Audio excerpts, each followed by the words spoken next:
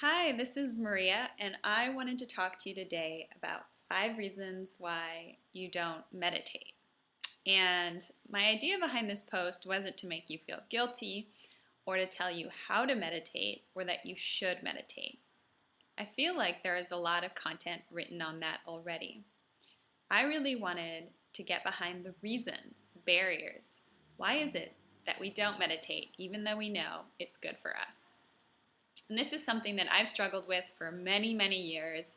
So I wanted to share, after teaching hundreds of students stress management, breathing, meditation through the Stanford Medical School, what I've observed to be 5 really important reasons why people don't meditate. The first is it's uncomfortable. Plain and simple. We spend our whole lives going outwards, observing the outside world, and for the first time, we're asked to go inside, close our eyes, and just observe what's going on the inside. And it can be really scary and uncomfortable. So, some people who have tried meditation have just had this sort of uncomfortable feeling and haven't wanted to continue. So, I think this discomfort is one of the main reasons people don't meditate. The second reason I want to talk about is that our society really values doing over being. Our culture values doing over being. Money, making money, values doing over being. Business, of course, right? So we've sort of been socialized to think that action is much better than non-action. Why on earth would you spend 10 minutes of your precious time doing nothing? It just sounds ridiculous. And I think this reason is sort of the itch that nags at us. It's the restlessness when we sit down to meditate that's just telling us, this is ridiculous. Why am I doing this?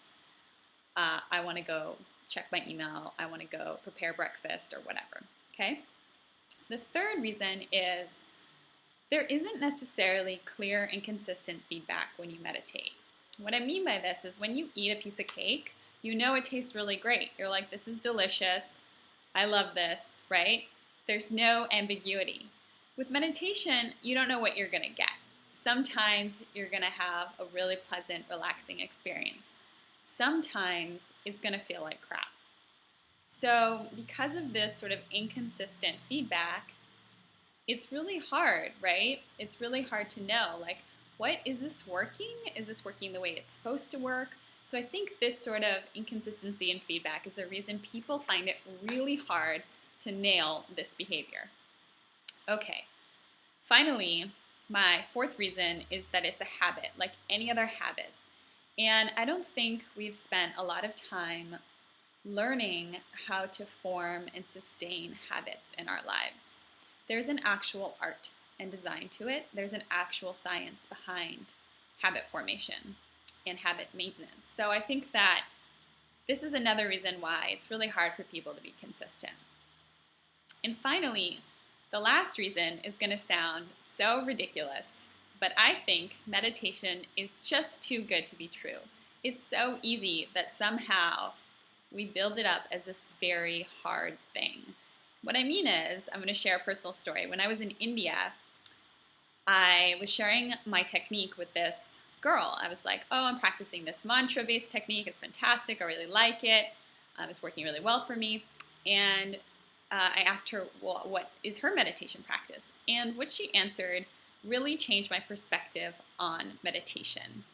She said, I don't meditate. I just sit and close my eyes for 30 minutes. Then I realized at that moment, I was building meditation up to be this big thing. I had this concept of it as this like practice that I needed to be all zen and that I needed to do meditation in a particular way. And it turned out it's just as simple as doing nothing. It's so easy that we've made it hard, if that makes sense. So I hope you find these reasons helpful. These are the 5 barriers. I'm sure you can think of many more. Please feel free to let me know what other barriers you see to meditating. And I'm also in the midst of designing a guide, which is a step-by-step free workbook that can sort of teach you how to design a meditation habit that works for you. If you're interested in getting early access to that, you can go to the link below in the description section of the video, or you can follow the note that's going to pop up and to the URL so that you can sign up on my website, on my blog. All right, thanks for listening. Bye.